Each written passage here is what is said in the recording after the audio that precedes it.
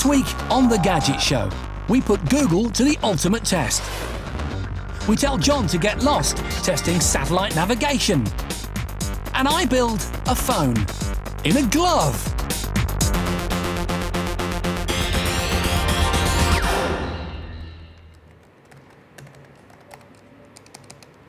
For most of us, every time we log onto the internet, our first port of call is a search engine.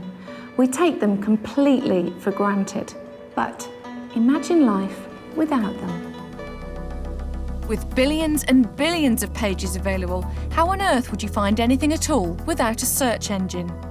Luckily for us, and indeed for anyone with a website they want visited, there are a whole load of familiar names to choose from.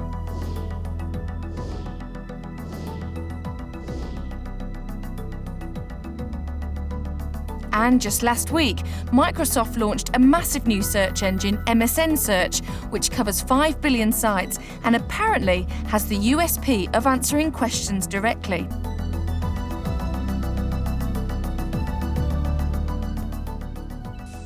Recently, there's really only been one site to head for. In fact, people don't say that they're searching the internet anymore. If they want to find something, they say they're Googling. Google has made the internet accessible to millions, and it's easy to see why. Look at that. You're unlikely to find a simpler, less cluttered page on the internet. Plain white screen, search box in the middle, no adverts, very little text, and that's why it's the door to the internet for technophobes all over the world. But is it any good? This week on The Gadget Show, we're going to put Google to the test. We'll explain exactly how it works, we'll show you how to make the perfect search, and then we'll find out just how good Google is. Can it win a general knowledge quiz in a straight fight against the brainiest people we know? But first, here are a few interesting things we found out about Google on Google.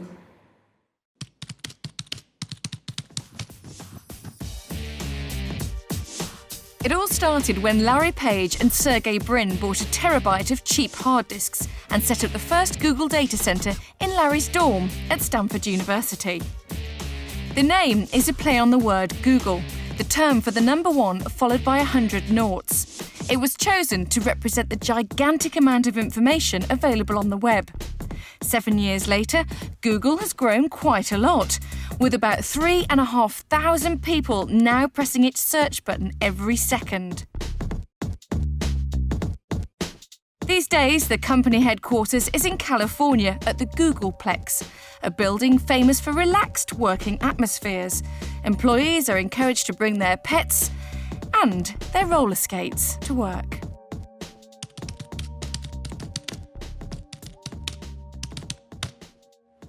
As if we didn't already know what most people are looking for on the internet, Google very kindly compile the top inquiries on their site, Zeitgeist. So, here are Google's global top 4, the biggest searches from last year.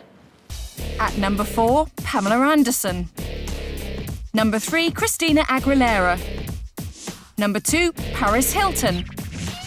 And oops, she's done it again. At number 1 for the second year running, it's Britney Spears. Just 7 years after its creation, Google's now one of the top 5 most visited websites in the world, along with Microsoft MSN, eBay, Yahoo, and AOL. An achievement which seems all the greater when you consider that the search engine on AOL is provided by, yep, you've guessed it, Google. It's a phenomenon, and one that affects nearly all of our lives almost every day. But how does it work? Here's Spencer Kelly, a computer scientist and The Gadget Show's new boy, to explain. As we already know, Google has a record of over 8 billion web pages. How big is that? Well, imagine this piece of paper is one web page. That means that Google is currently searching a stack of paper 500 miles high. Now, it would take a human reading at about 1 page a minute 15,000 years to scan this lot. It takes Google half a second. So how on earth does it do it that fast? Think of the net as a huge corridor, and behind each door is a web page. That's billions and billions of doors leading to billions and billions of web pages. If you don't know where you're going, you're going to spend all your time utterly and completely lost. But Google has already done most of the work before you've even logged on. It sends out hundreds of software robots called Googlebots to explore the web pages and record what they find. Now, whenever a Googlebot enters a web page, it makes a note of every single word that it can find. Every single word. If it sees any links to any other web pages, it also makes a note of those, so it can pay them a visit too. Every so often, each Googlebot pops back to Google HQ to tell it about all the words it's found on all the websites it's visited, which means Google's central indexing computer, represented here by Charlotte, already knows where all the words on the web are, even before you've started typing. Now, the trouble is, if you were to do a search on any particular word, gadget, for example, you'd probably find that there are millions of web pages that contain that word, nearly 8 million in this case. The real secret of Google's success is that it can put the most useful results at the top of the search list. How does it decide what's useful and what's not? It asks the rest of the web. The more web pages that link to a particular site, the more useful it's likely to be, and the higher up it appears on your search results.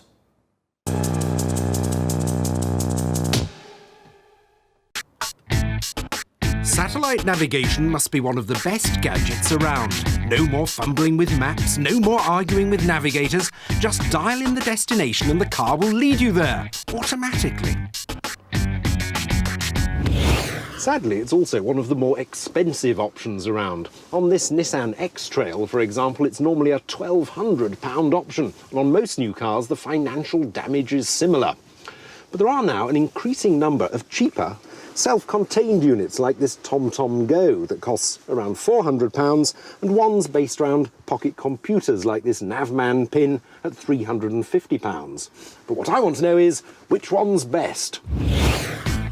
First up, we'll test the car's own DVD-based sat-nav.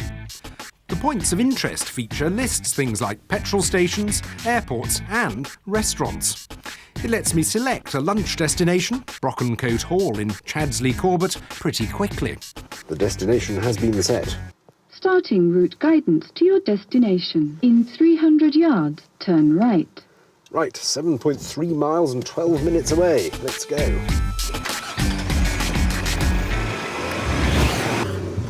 I think Nissan's bird view system is one of the best of the... 150 yards, turn left. Very good. One of the best of the manufacturer's systems. Turn left. It then does. In 300 yards, turn right. It does precisely that. It gives you a view of the landscape as if you were flying across it with your route highlighted within it. Ah, here's a problem. It's telling me I should turn right onto this dual carriageway, but I know you haven't been able to do that for about a couple of years. So obviously, although it's a brand new car, the actual information in the system is way out of date. Make a U-turn. I spoke to a couple of Nissan dealers and they said that there aren't any updates available for this system. Other manufacturers do offer updates, but stand by for a shock. They're about 200 quid a time. Turn right. You have arrived at your destination. Ending route guidance. Yes, well, I've nearly arrived. Perhaps at my destination. I can't see it yet. It's a little bit premature. Ah, here it is, on the right. Slightly long, well, actually nearly twice as long as billed, but I reckon I'm just in time for an agreeable lunch. After a pleasant club sandwich, it was back to the start to see how the Navman compared. It also has a Points of Interest feature, although it's very, very fiddly, entering information. Unfortunately, it didn't have our restaurant in its database, so instead I entered the restaurant's postcode. Oh, now I think we can only get 5 digits in the postcode. We're not allowed any more than that. So that should be fine for a destination. I'm sure it'll get us there. Let's press, please enter a valid road. I don't know the road it's on. It's not on a road. Okay. Oh, it's doing it anyway. It's calculating the route. Continue 3 miles. My life with the Navman was not a successful one. It was temperamental, to say the least. Oh, now what? We had to reset it a moment ago to get it to work. This is ridiculous. It's gone from a map back to the menu. How am I supposed to know where to go? Let's try tapping something. I have never recently been to Bromsgrove Road, Stoke. This is horrible, isn't it? It is useless. If the fiddliness of the wretched software wasn't bad enough, it's virtually impossible to see the screen in bright sunlight. It makes it a challenge of concentration. The first order. Destination in 1,100 feet. Well, after all that fiddling, it did actually manage to take us fairly directly to a hotel and restaurant. Unfortunately, it's the wrong one. Honestly. The Navman does let you set a destination by tapping straight on the map, but if you don't know where you're going, that's not much use. So it was on to the final test, the TomTom. The menus on the TomTom are much easier to use than on the Navman. Just touch the screen and you can scroll through all sorts of things. The TomTom's limited memory also didn't list our restaurant, so we had to enter the destination via the map. Frankly, that's unsatisfactory, but at least the interface is better. 14 minutes and 6.7 miles, which sounds about right, and it looks to be the right place on the map, so let's see what happens. Interestingly, it's taking a completely different route to Nissan's own system, and it feels a lot more direct. After 200 yards, you have reached your destination. It may not know exactly where the hotel is, but it actually got us to the right place, quicker and more directly than the Nissan system. You have reached your destination. So where does that leave us? Well, all the Sat Navs did work better in urban areas, but no system is perfect. The Nissan's is too expensive and out of date. The Navman is too frustrating to use. And although the TomTom has a friendly interface, I was disappointed by the lack of detail in rural areas. I'd feel hard done by spending £400 on something that couldn't take me to the centre of a village. But there is an answer. For about £200, you can get the easy-to-use TomTom system for some smartphones. At that price, you can overlook the shortcomings, and you'll always have someone in your pocket who can tell you roughly where to go. You have reached your destination.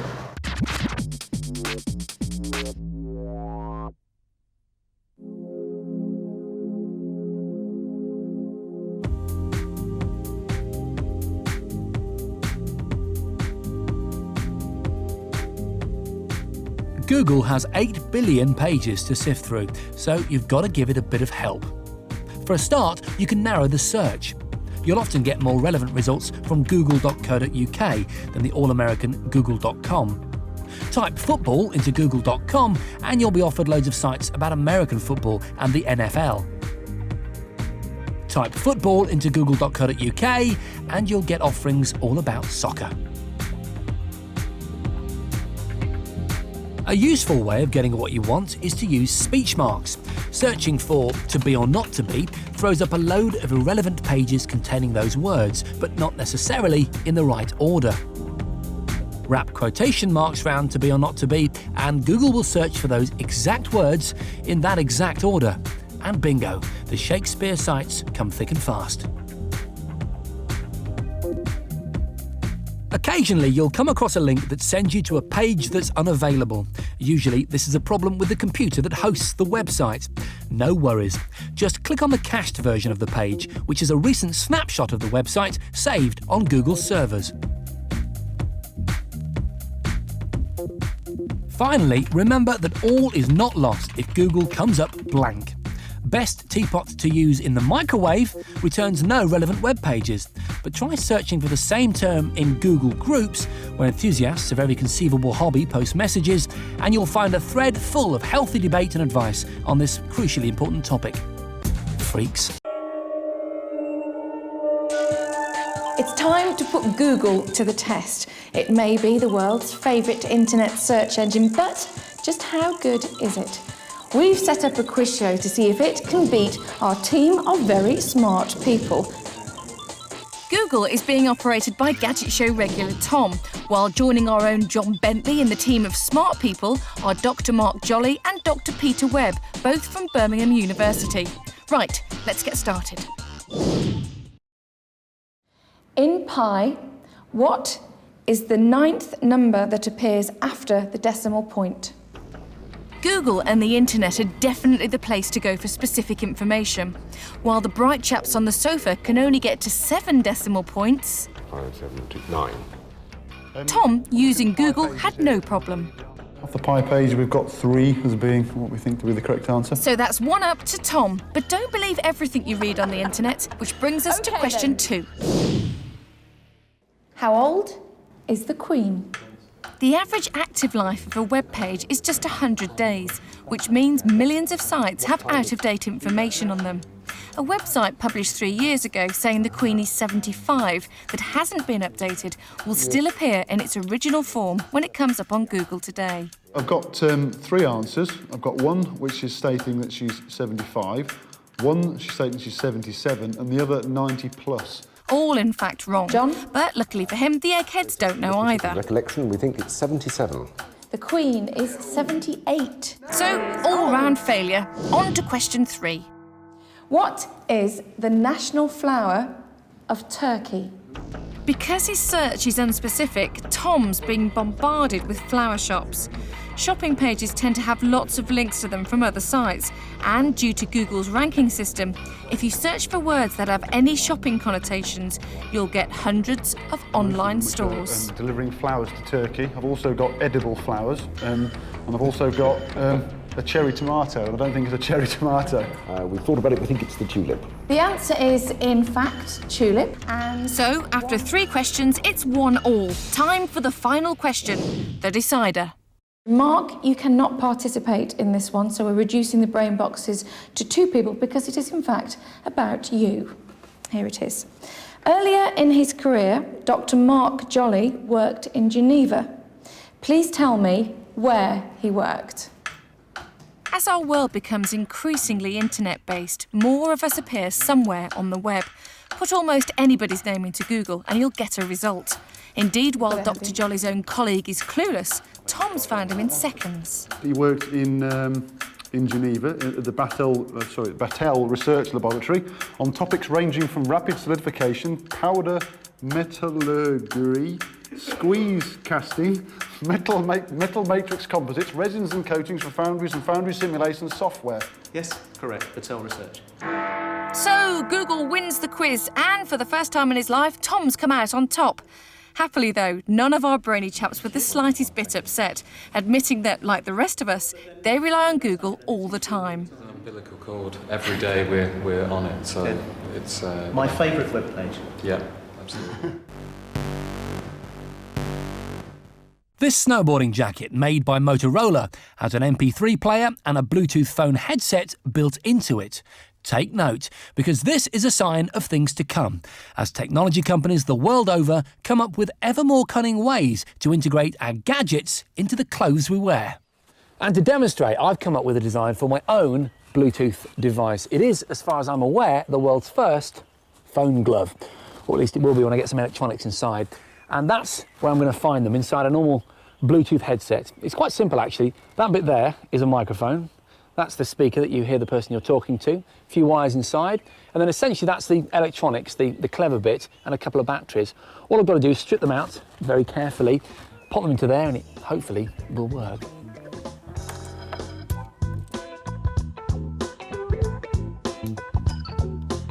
Bluetooth is nothing more complicated than plain old radio waves, but transmitting radio requires a lot of power, and it's only recently that the necessary batteries have become small enough to fit into something you sling round your ear.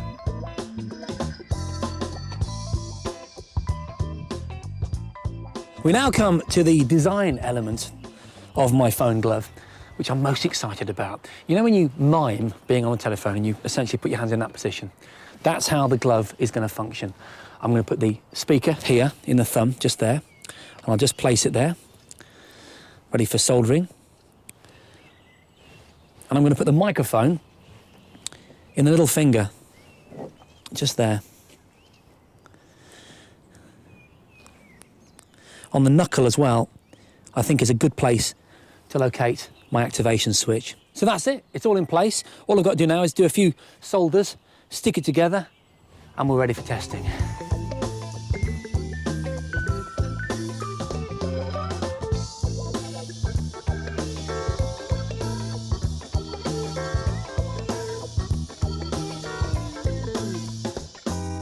And here it is, the finished product, the world's first phone glove. And unsurprisingly, it fitted like a... you get the idea. Time for the first ever call on a phone glove, made for the record to Mr. John Bentley. With the switch mounted on my knuckle, dialing a pre-programmed number is easy. Not sure if it's dialing. Yeah, it's dialing. It's ringing. Bring your microphone in, see if we can hear it. Hello? Hello, John, it's Jason speaking. Hello, Jason. Can you hear me okay? Yes, indeed. Very well. I'm talking on the phone glove. The phone glove. Marvellous. I can remember you talking about it. It's actually working, is it? It is. You can hear me okay, can you, John? Yes, crystal clear. Beautiful. See you later. Bye. Bye. And of course I can put it down like this. It should, there you go, disconnected. You know, I reckon I might be onto something here. I can make a whole range of these things. The golfer's glove. Lovely to hear from you. You know, we're out playing golf. The latest in ski wear. Yeah, I'm sorry about last night. No, I got spanner with my mates in the end, didn't I? Yeah. And with a bit of waterproofing, I can even make it the housewife's choice. Yes, I'm just washing up. Yes, your dinner's in the oven. See you soon. In fact, the only problem I can possibly foresee with my phone glove is when you've got to hand the phone over to someone else. You know I'm attached to this phone, don't you? Do you know that? What? No. Well, no. Well, look, if I meet you at 7:30, yeah, and then can we hook up with you?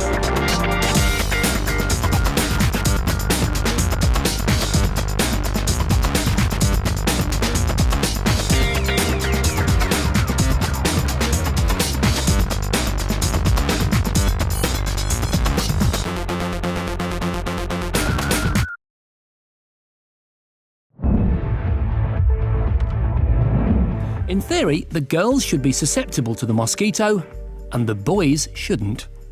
Okay, the wheels are going in, yeah? Yes, brilliant. It looked incredible. Wheels are now up, and we're now off. Good. Oh, man.